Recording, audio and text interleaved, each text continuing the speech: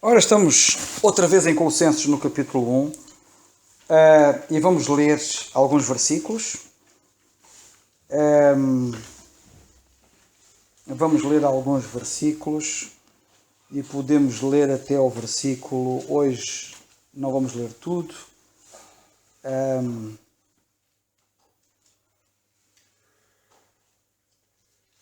Até ao versículo 14. Portanto, desde o versículo 1 até ao versículo 14, eu vou pedir ao nosso irmão José para vir aqui ler, se faz favor. Colossenses 1, capítulo 1, versículos 1 a 14. Ora, diz assim a palavra do Senhor, irmãos.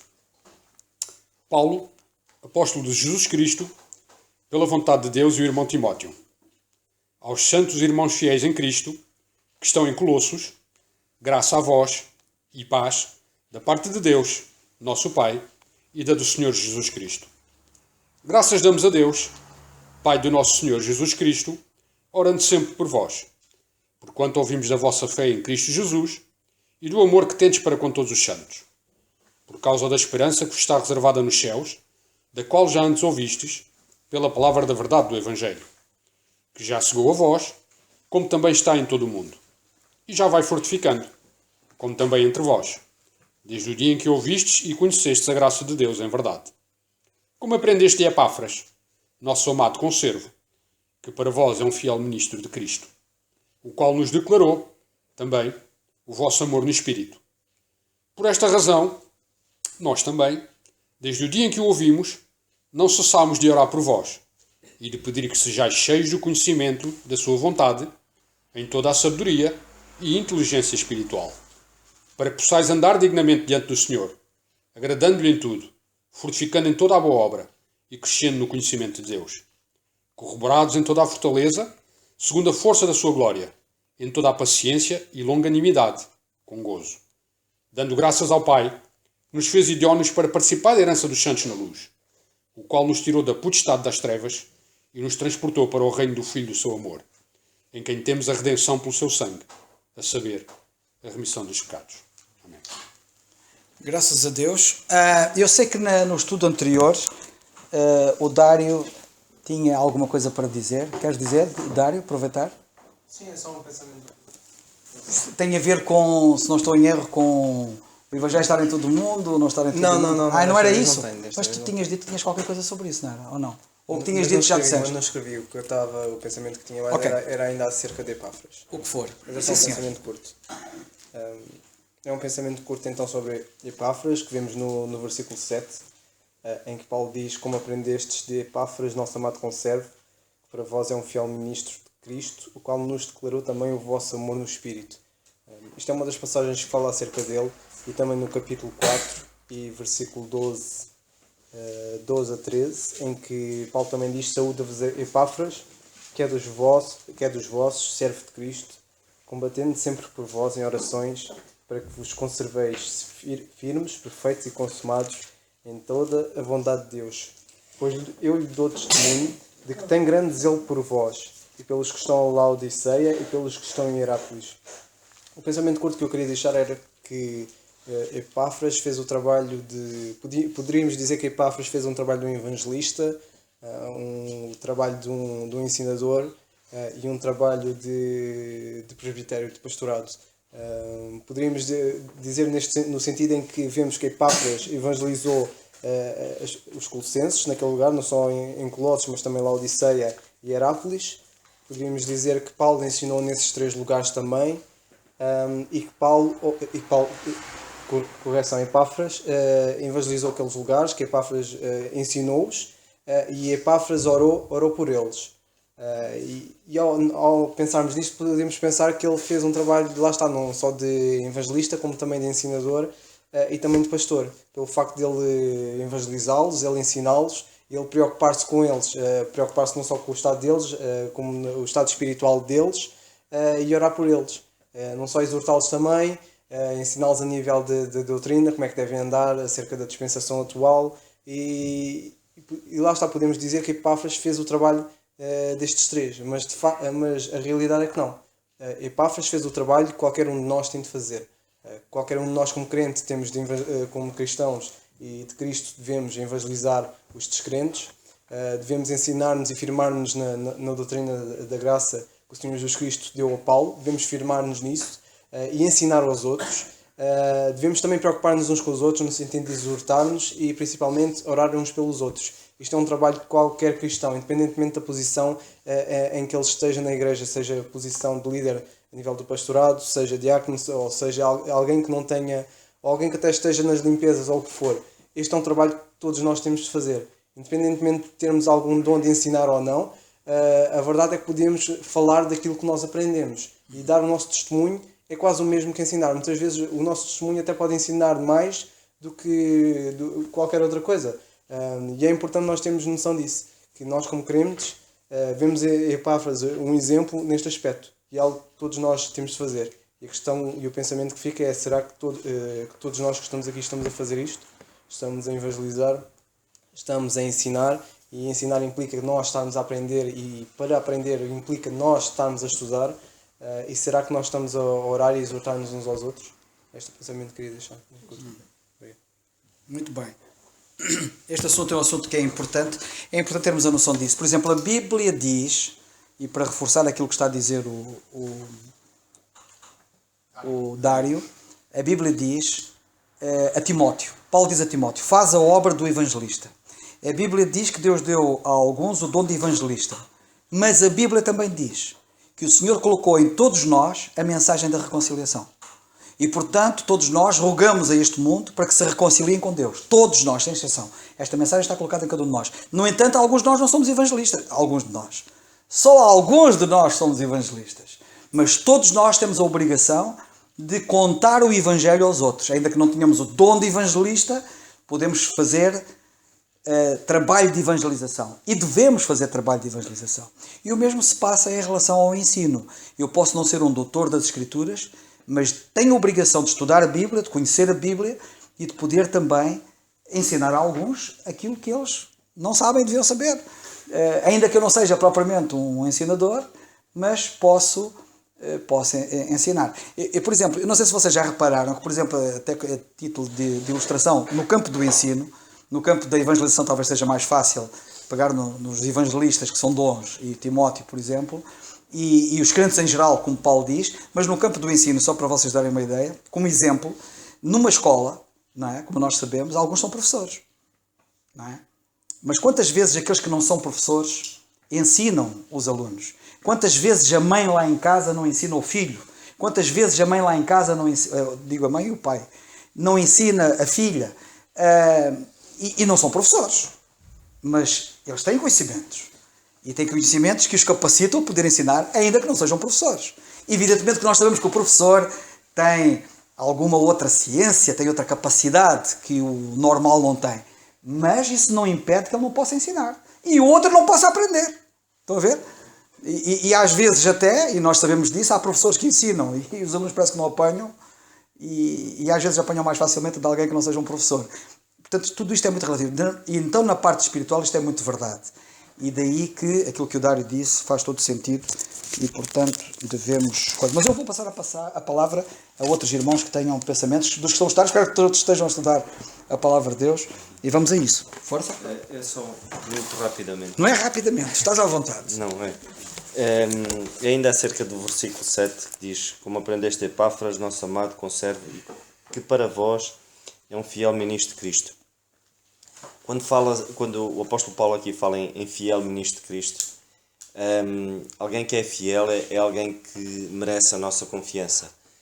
E o apóstolo diz aqui que fiel ministro de Cristo. Ou seja, o próprio Epáfras, ele tinha confiança de que o Senhor era a sua força, ou seja, pelas circunstâncias que o rodeavam, se calhar muitas delas não eram as melhores, mas a força dele vinha no Senhor.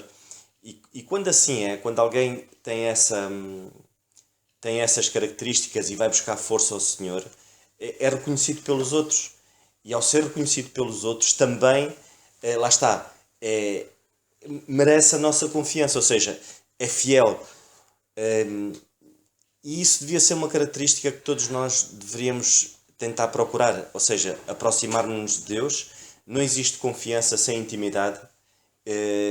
Se eu não tiver intimidade com Deus, eu não vou ter confiança em Deus. Porque é mesmo assim, eu vou ter confiança nas minhas próprias forças para eu poder ultrapassar seja aquilo que for. Se eu não tiver confiança em Deus, eu não vou ser uma bênção para os outros, porque eu vou tentar resolver o problema do outro com aquilo que eu acho que é correto. E muitas das vezes aquilo que eu acho que é correto não é aquilo que a palavra de Deus diz. E quanto mais perto eu estou de Deus, lá está, quanto mais intimidade eu tiver com Deus, mais fiel eu sou. Mais fiel eu sou às suas verdades, mais fiel eu sou àquilo que Deus me quer transmitir para eu poder transmitir aos outros, para eu poder ser uma bênção para os outros. Não é uma característica só, e eu acho que o Dário começou muito bem, que o Dário diz que não é só uma característica de quem está a ministrar a palavra com responsabilidades do pastorado ou com alguém, ou com outras responsabilidades. Acho que essa é uma responsabilidade do crente, ou seja, é uma responsabilidade de cada um de nós. E que cada um de nós de facto seja fiel para que possamos, para que a igreja funcione como um corpo. Não existem membros num corpo, não existem membros mais inferiores do que outros. Todos têm a sua função e é isso que eu pessoalmente vejo aqui neste versículo. Ou seja, a fidelidade acho que é algo que nos deve caracterizar como filhos de Deus. Sermos fiéis em Cristo para que os outros possam ver isso e para que os outros possam depositar a confiança em nós e para que nós possamos ser uma ajuda. Mas para isso temos que ter intimidade com Deus. E essa intimidade é que nos vai dar depois algum arcabouço em si. É Deus que nos capacita, através da sua palavra, para podermos ser uma ajuda e uma bênção para os outros. Muito bem. Mais irmãos que tenham pensamentos que queiram dar. O Carlos espero que não se iniba com a minha presença, senão eu deixo de vir ao estudo bíblico. Porque a participação de todos é importante e o Senhor por vezes dá um pensamento a um que não dá ao outro. E eu não conheço nenhum crente que conheça a Bíblia toda. Nem todos juntos conhecemos a Bíblia toda. Muito menos um sozinho. E por isso o Senhor na sua graça vai repartindo conforme Ele quer o conhecimento por cada um de nós e portanto a igreja é enriquecida na medida em que há um que está a ver uma coisa que os outros não viram e portanto ele partilha aquilo e aquilo é bom e é edificante para todos nós. Se não há, eu tenho que passar à frente e isso depois pode ser que aquilo que eu vá dizer suscite alguma coisa. Se não suscitar, passaremos ao nosso irmão Alberto, para quem nós enviamos daqui um grande abraço. Na semana passada, como vocês sabem, nós estivemos a analisar bastante Colossenses capítulo 1 e o versículo, particularmente o versículo 6, que diz sobre a verdade do Evangelho. Do versículo 5, lemos que, versículo 6, já chegou a vós, como também está em todo o mundo. E então falamos sobre esta questão do Evangelho estar em todo o mundo. E a questão que se levantou, como vocês sabem, não vou molhar no molhado, mas o irmão Alberto daqui a um bocado vai falar sobre o assunto, como vocês já vão ouvir daqui a um bocado. Não quero molhar no molhado, mas também não vou dizer nada que o irmão Alberto vai dizer. Vamos ouvir aquilo que ele vai dizer. De qualquer das maneiras, o que eu quero dizer é o seguinte: nós, portanto, posto aquela questão, se vocês se recordam na semana passada, que haveria dúvidas que o Evangelho tivesse chegado a todo o mundo, literalmente que todas as pessoas no mundo tivessem ouvido o Evangelho nos dias do apóstolo Paulo, como nós lemos aqui Paulo a escrever aos Colossenses. Mas, como também eu tive a ocasião de dizer na semana passada, a mesma questão se pode levantar em relação à outra passagem que nós consideramos, que é Mateus capítulo 24 e versículo 14, que diz: quando este Evangelho do Reino, neste caso já não é o Evangelho da Graça, é o Evangelho do Reino, for pregado em todo o mundo, o fim virá. E aí a pergunta que eu fiz é a mesma. E o Evangelho vai mesmo ser pregado a todo o mundo? Toda a gente lá mesmo, sem falhar ninguém, como dizia o Dário, entretanto nasceu noutro sítio, compreendem? Ou de outra maneira, mesmo sem nascer, porque nascer ainda é bebê, também não pode ouvir. Mas um indivíduo que não tinha a idade da razão quando alguém passou por ali e, entretanto, enquanto ele foi para o outro lado, já ele atingiu a idade da razão e, portanto, é responsável por aquilo que está a ser pregado. Portanto, a questão é assim. Eu penso que a questão, e repito, é a minha opinião, a questão é uma questão técnica. E quando aqui diz mundo, eu penso que se refere à mesma coisa. Daqui a um bocado vamos ouvir o irmão Alberto falar, ele vai recorrer às palavras gregas e ao significado das palavras gregas nesta passagem, mas eu gostava só de dizer o seguinte. Primeiro, em Mateus capítulo 24 e versículo 14, ele vai falar sobre isso, como vocês vão ouvir. A palavra grega é a palavra oikomen. Enquanto que a palavra que é traduzida por mundo, oikomen, enquanto que a palavra grega que é traduzida por mundo em Colossenses, na nossa passagem, capítulo 1, versículo 6, é a palavra cosmos. Ok? Pronto. São duas palavras gregas diferentes. E vocês vão ter a oportunidade de ouvir aquilo que o irmão Alberto daqui a um bocado vai dizer sobre o assunto. De qualquer das maneiras é assim. Cada uma destas palavras, evidentemente como qualquer palavra, de acordo com o contexto em que ela está, mesmo na língua portuguesa, isto é um princípio que se aplica em qualquer língua, qualquer palavra pode ter um significado diferente consoante o contexto. No entanto, eu queria chamar a vossa atenção para isto. E embora estas palavras, cada uma delas tenha uma carga própria, como vocês vão ter a oportunidade de ouvir quando o irmão Alberto falar, tem um significado, ou podem ter um significado específico, elas também têm um significado comum. Porque, por exemplo, e eu aqui queria chamar a vossa atenção para isto, se vocês pegarem qualquer dicionário da língua grega, e se pegarem, por exemplo, no Strong, o famoso Strong, que fala dos vocábulos na língua grega que aparecem no Novo Testamento, e virem o que é que eles dizem sobre o significado destas palavras, vocês vão ver que ainda que cada uma delas possa dar uma ênfase específica, diferente uma da outra, ainda assim, ambas elas significam conjuntamente, ou podem significar conjuntamente, terra habitada, ou todos os habitantes da Terra.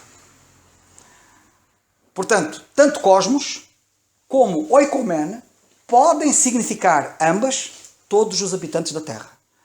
É interessante pegar no dicionário de Strong, como eu disse, e chegar lá e ver o que é que ele diz sobre o assunto e, o que é que o outro, e sobre cada um dos termos, e ver que há esta coisa em comum.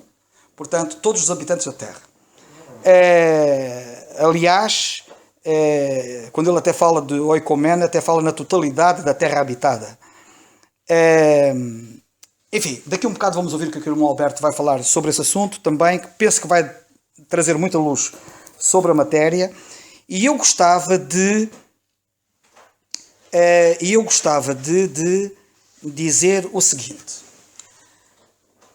Independentemente da conclusão a que nós possamos chegar das explicações que são dadas sobre o significado de cada uma das palavras gregas, que ambas foram traduzidas pela palavra mundo, tanto em Mateus como em Colossenses, e aqui, ao vermos o tradutor da Bíblia, ao traduzir ambas as palavras diferentes na língua grega, pela mesma palavra mundo, significa que perceberam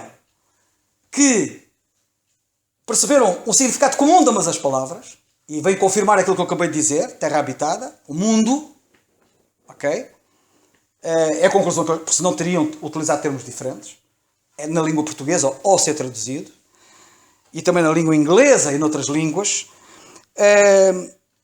ainda que, repito, possamos perceber uma ideia diferente em cada uma das palavras onde elas ocorrem, ainda que possa haver alguma percepção diferente, e tentarmos pensar, aqui se calhar quer mais dizer isto e ali quer dizer mais aquilo, ainda que possamos ter essa ideia, como eu disse na semana passada, e não foi por acaso que eu disse, nós não nos podemos esquecer que este mesmo pensamento é reforçado pelo apóstolo Paulo, mais à frente neste capítulo, o que dissipa qualquer dúvida. E aí não há palavra que resista. Não há cosmos, nem oikomen, nem nada disso. E o que é? está no capítulo 1 e no versículo 23, que diz assim: se na verdade permanecerdes fundados e firmes na fé, e não vos moverdes da esperança do Evangelho, que tendes ouvido, o qual foi pregado, notem bem, a toda a criatura que há debaixo do céu, e do qual eu, Paulo, estou feito ministro. E agora aqui como é que dizem? Agora é toda a criatura, não é toda a criatura, agora o mundo é toda a gente, não é toda a gente. Ele ali diz, toda a criatura que há debaixo do céu, ponto. Eu por isso continuo a dizer que a questão é uma questão técnica. E já agora, para vocês poderem perceber, será que a palavra mundo, de um lado, em Mateus 24,14, e a palavra mundo que aparece em Colossenses, oikomene ou cosmos, será que querem mesmo dizer a mesma coisa? Apesar de serem palavras diferentes e poderem querer dizer coisas ligeiramente diferentes? Bem, Colossenses 1,23 para mim torna-se muito claro que quer dizer a mesma coisa. Sabem porquê? Porque o apóstolo Paulo, não é por acaso que utiliza aqui o termo toda a criatura, em relação à pregação do Evangelho da Graça. Ele diz toda a criatura que há debaixo do céu. E sabem porquê? Porque em relação ao Evangelho do Reino, porque Mateus 24,14 fala do Evangelho do Reino e diz todo o mundo, não é? Quando este Evangelho do Reino for pregado em todo o mundo, então virá o fim. Nós não nos podemos esquecer que este Evangelho do Reino que é pregado em todo o mundo, é pregado a todo o mundo de acordo com a grande comissão. Com a grande comissão que o Senhor deu aos 12 apóstolos. Com a grande comissão que o Senhor deu aos 12 apóstolos e que eles começaram a levar a cabo, mas não cumpriram. Porque a nação de Israel rejeitou a mensagem. E portanto, se eles começaram por Jerusalém, não foram por Jerusalém até aos confins da terra. Ficaram por ali e não saíram das cercanias de Israel, devido à incredulidade da nação de Israel. Mas esta comissão que foi interrompida vai ser reatada. E quando a igreja for arrebatada, esta comissão vai ser reatada. E aquilo que eles não fizeram com a pregação do Evangelho do Reino, ali, naquela altura, vai ser conseguido com a pregação do Evangelho do Reino, que vai ser pregada em todo o mundo, em testemunho a todas as gentes, e então virá o fim. Ok? O que é que diz a comissão? Para que ninguém tenha dúvidas, para vocês poderem ver que estamos a falar da mesma coisa. A comissão diz em Marcos, no capítulo 16, e isso é importante que nós vejamos, no Evangelho de Marcos, capítulo 16, diz assim. Evangelho de Marcos, capítulo 16, é uma passagem muito conhecida, mas nunca é demais nós repeti-la. Diz assim. Capítulo 16 de Marcos, versículo 15. E disse-lhes: ide por todo o mundo, pregai o Evangelho a toda a criatura. Estão a ver aqui a mesma expressão? Pregai o Evangelho a toda a criatura. E Paulo diz, toda a criatura que há debaixo do céu ouviu o Evangelho. Que eu prego. E aqui Marcos está a dizer que o Senhor, quando mandou pregar o Evangelho do Reino, disse, pregai este Evangelho a toda a criatura. Portanto, o que eu quero chamar a vossa atenção é para dizer o seguinte. Tanto em relação ao Evangelho do Reino, como em relação ao Evangelho da Graça, tecnicamente, os termos são iguais. Um fala em pregar o Evangelho a toda a criatura e o outro fala em pregar o Evangelho a toda a criatura. O Evangelho do Reino é para ser pregado a toda a criatura e Paulo diz que o Evangelho da Graça foi pregado a toda a criatura. O Evangelho do Reino diz que o Evangelho do Reino é pregado em testemunho a todas as gentes, em todo o mundo. E, tecnicamente, o apóstolo Paulo diz que o Evangelho da Graça foi pregado a todo o mundo. Estão a perceber o que eu quero dizer? A palavra grega, curiosamente, já agora, para criatura, é a palavra ktisis. E a palavra ktisis, na língua grega, tanto está em Marcos, como está em Colossenses. Se as palavras para o mundo são diferentes, as palavras para a criatura são iguais. E quer em relação ao mundo, quer em relação à criatura, o Paulo está a falar sobre a mesma coisa. É isto que eu queria dizer. E penso que isto, espero que isto, possa derramar alguma luz sobre o nosso entendimento.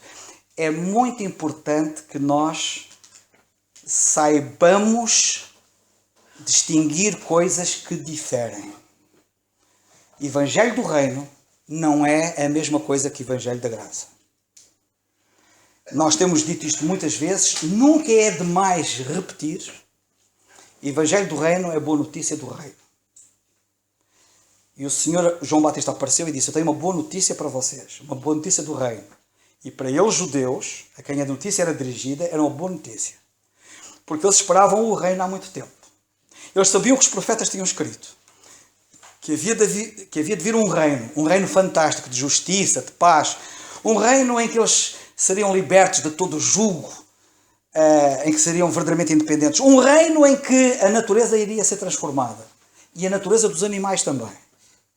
Um reino em que o deserto ia florir, os desertos iam florir, um reino em que o mar morto ia ter vida, um reino em que as ovelhas iam pastar, juntamente com leões, que são carnívoros, mas que também iam pastar. Eles sabiam disto. E aparece João Batista e diz: tenho aqui uma boa notícia para vocês. O reino é chegado. Isto é o Evangelho do Reino. O Evangelho do Reino é pregar o reino. O Evangelho do Reino é dizer assim: tenho uma boa notícia. O reino prometido está chegado. O rei vem aí, eis aí o rei dentro de vocês e ele vai trazer o reino. Tenho aqui uma boa notícia. Não é isto que eu prego. Eu sei que as testemunhas de Jeová batem à porta das casas das pessoas e dizem, e nós abrimos a porta e dizem: o que é que deseja? Vimos anunciar o reino. Eu fico a olhar para elas. O reino? Quem? A mim? Deus a mim não prometeu reino nenhum. Deus não prometeu o reino ao gentio. Deus prometeu o reino aos judeus.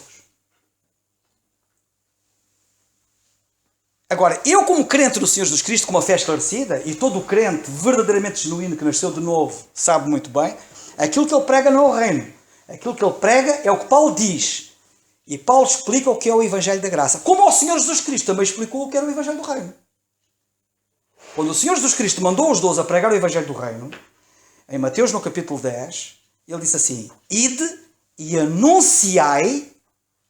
Temos ali a comissão do Senhor para eles pregarem. Ide e anunciai dizendo: é chegado o reino dos céus. É chegado o reino dos céus. Não é pregar o reino nos céus. É chegado aqui na terra o reino dos céus. O reino é na terra, mas ele é dos céus. É o Deus do céu que levanta o reino. E vocês vão pregar e anunciar dizendo isto. É isto que vocês vão dizer. O Senhor disse o que é que eles vão dizer. Isto não fica ao livre critério de cada um de nós dizer o que a gente entende. Se eu quiser saber pregar, eu tenho que saber o que é que Deus diz para eu pregar. Eu não posso ficar à minha livre iniciativa de eu inventar cá da minha cabeça o que é que eu vou pregar. Quando o apóstolo Paulo fala do Evangelho da Graça, ele também diz, textualmente, o teor do Evangelho da Graça. Ele diz ele: notifico-vos, irmãos, o Evangelho que é pregado entre vós, se não é que cresces em vão. E depois ele explica, 1 Coríntios capítulo 15, e depois ele diz que o Evangelho que é pregado, a boa notícia, ele escalpeliza e diz: é isto, o Evangelho é isto. Cristo morreu pelos vossos pecados, segundo as Escrituras, e foi sepultado, e ressuscitou ao terceiro dia, segundo as Escrituras. Isto é a boa notícia que a gente tem para dizer às pessoas. Esta é a boa notícia que eu chego ao pé de uma pessoa e digo: tenho uma boa notícia para ti. E ela diz: qual é a boa notícia que tens para mim? Tu és pecador. Sabes disso? E a condenação de Deus vai cair sobre ti, porque és pecador. Mas tem uma boa notícia. Cristo morreu pelos teus pecados. E foi sepultado. E ressuscitou ao terceiro dia, como prova da tua justificação. De que Ele não apenas te perdoa, mas justifica. E eu estou a falar do Evangelho. Isto é que é o Evangelho. Eu não posso... Quando eu vou falar, as pessoas vão dizer o quê? Que boa notícia é que eu vou dizer às pessoas? É esta que é a boa notícia que eu tenho para dizer às pessoas. A melhor notícia que hoje nós podemos dizer às pessoas é falar-lhes de morte. Que é uma má notícia que as pessoas no mundo têm para dizer às pessoas. Não é? Se eu disser ao pé de alguém aí fora, dizer assim: olha, fulano morreu. É uma má notícia, não é? Como é que é possível eu poder chegar ao pé de uma pessoa e dizer assim: olha, a melhor notícia que eu tenho para dizer é a morte de alguém. Morte de alguém? De alguém especial. Jesus morreu. Mas é uma boa notícia. Porque se ele não tivesse morrido, tu irias meter a morte eterna. E eu tenho esta boa notícia para te dar. Mas ele morreu, mas ressuscitou. Isto tem que ser explicado. Isto tem que ser percebido. Isto tem que ser entendido. Mateus 24, Evangelho do Reino em todo o mundo. Evangelho do Reino não é a mesma coisa que o Evangelho da Graça. Paulo aqui está a falar do Evangelho da Graça. E diz que também tinha chegado a todo o mundo, a toda a criatura. Não sei se alguém quer dizer alguma coisa. Se não, eu queria fazer esta salvaguarda. Parece-me que é importante. Colocar a carga na criatura, damos os lados. A criatura não aparece em Mateus 24,14, mas Mateus 24,14 é resultado da grande comissão. E a grande comissão diz que para o Evangelho chegar a todo o mundo, ele tinha que ser pregado a toda a criatura. Marcos capítulo 16. E Paulo diz, em relação a este Evangelho que estava em todo o mundo, ele diz que foi pregado a toda a criatura que há debaixo do céu. Tendo dito isto, vamos ouvir o que o irmão... Sim. Só para ver se... Sim. Se eu- Chega aqui, se faz favor. Não, para tu perceberes bem, Não, a gente também tem que perceber bem. Então, chega aqui. No fundo é a mesma coisa que dizer que o Evangelho da Graça chegou aqui à Quinta do Conde, e está aqui, e nós pregamos, mas nem todas as pessoas da Quinta do Conde. Essa é uma boa ilustração. E eu creio que a explicação, provavelmente a grande explicação, é assim, por questão técnica, está em todo o mundo. Por questão técnica é toda a criatura, tanto num lado como no outro. Ainda que se alguém quiser levar isto à coisa assim, mas será que é toda a gente, toda a pessoa, toda não sei o quê? E aí a tua explicação faz muito sentido. O Evangelho chegou à Quinta do Conde, não quer dizer que toda a gente na Quinta do Conde rigorosamente ouviu o Evangelho. Correto, estou a pensar bem. E eu penso que sim, eu também penso da mesma maneira. Agora, o senhor um dia dirá se nós estamos a pensar direito. Eu acho que sim. Vamos ouvir então o que o irmão... Não sei se alguém quer mais dizer alguma coisa, senão vamos ouvir o que o irmão Alberto tem a dizer. Mas antes do irmão Alberto dizer o que tem a dizer, se vocês não se importam, vamos a ver se eu consigo. O irmão Alberto, depois de dizer o que vai dizer e que nós vamos ouvir, o irmão Alberto mandou-me um mail. E eu gostava de, por questões técnicas também, é melhor dizer isto agora do que dizer depois. Vamos a ver se eu consigo. Espero que seja aqui. Espero ter acesso ao mail dele, aqui. Eu estou a tentar aceder ao mail dele, porque ele vai dizer, ele depois de ter mandado a intervenção dele, gravada, naturalmente, e que nós vamos ouvir agora, ele mandou-me um mail, já depois de ele ter mandado a gravação, tentando salvaguardar qualquer coisa, que eu gostava de poder dizer o que é que ele tenta salvaguardar. Porque ele diz que, no mail, diz, olha, a minha filha ouviu, Karen, ouviu o que eu disse e tal, não sei o quê, ela diz que eu não fui muito claro. E então eu não sei se fui muito claro, diz ele. E então ele diz ali qualquer coisa que eu gostava de ter acesso.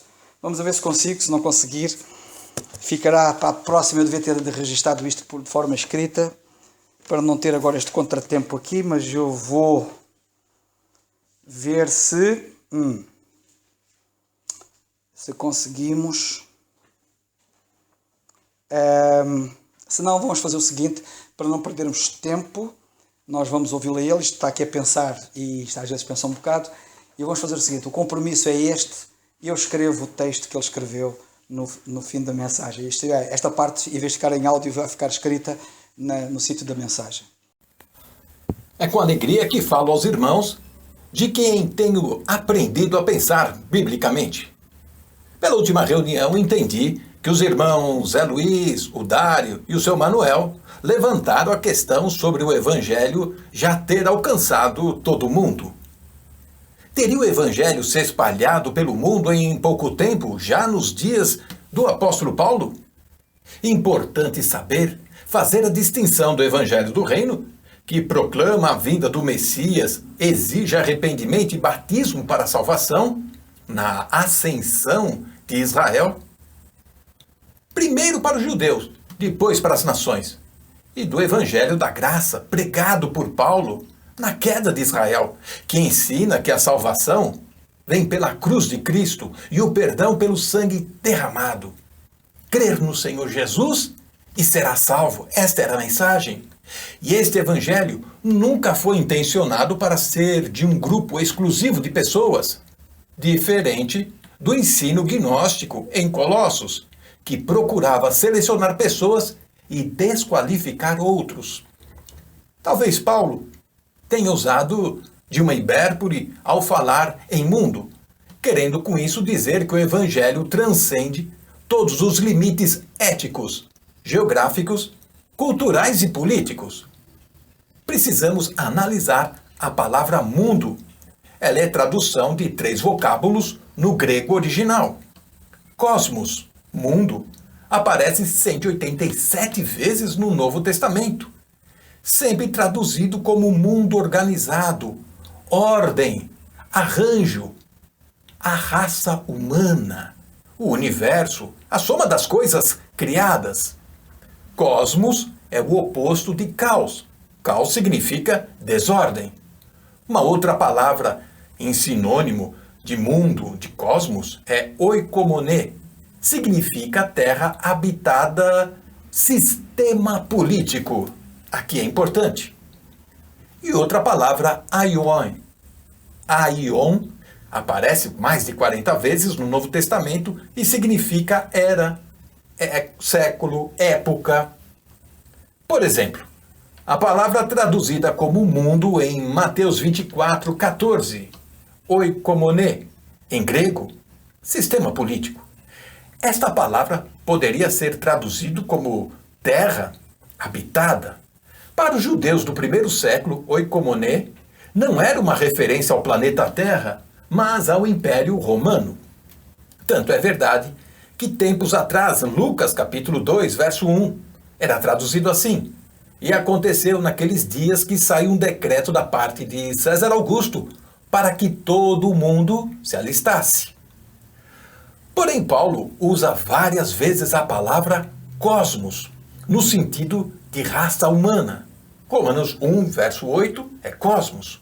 Logo, como centro do Império Romano e do mundo habitado, tudo o que acontecia em Roma tornava-se universalmente conhecido.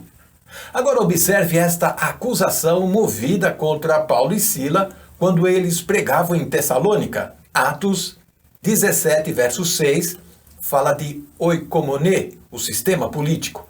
Estes homens que viraram o mundo de cabeça para baixo chegaram também aqui. Paulo foi assim também acusado por Félix. Termos achado que este homem é uma peste, aquele que atiça tumultos entre todos os judeus e em todo o mundo. Atos 24, 5, oikomoné, sistema político. Os opositores sempre usam mundo no sentido político. Já chegou a vós como também está em todo o mundo. Colossenses 1, verso 5, 6. Mundo, aqui temos a palavra cosmos. Paulo usa no sentido de mundo organizado da raça humana. E o verso 23 foi pregado a toda criatura. O Evangelho foi pregado a toda criatura no sentido que ele foi acessível a toda criatura, todos, embora ainda nem todos tenham tido acesso a ele. Por exemplo, o governo pode anunciar que o imposto de renda aumentou. O governo pode dizer que já foi pregada a toda a criatura do país. A proclamação já foi feita. Todos devem saber, é apenas uma questão de tempo até que a mensagem seja ouvida e compreendida por todos. Agora, ao chegar em Roma, onde Paulo estava escrevendo esta carta aos Colossenses, ele alcançou o centro do mundo conhecido da época. Em pouco tempo, muitos resultados. Já no primeiro século, mais de 6.000 cópias circulavam entre Europa, Ásia, África e Índia. O que os colossenses ouviram do ministério de Epáfras é o mesmo evangelho que é mundialmente proclamado. Assim, eles não eram inferiores por não terem sido evangelizados por um apóstolo. Mas alguém vai ainda perguntar, e os que viviam na Mongólia, na China, e os índios? Como podem ser salvos se não conhecem o Evangelho da Graça? Bom, se Deus nos permitir, falaremos disso no próximo encontro. E que Deus nos abençoe.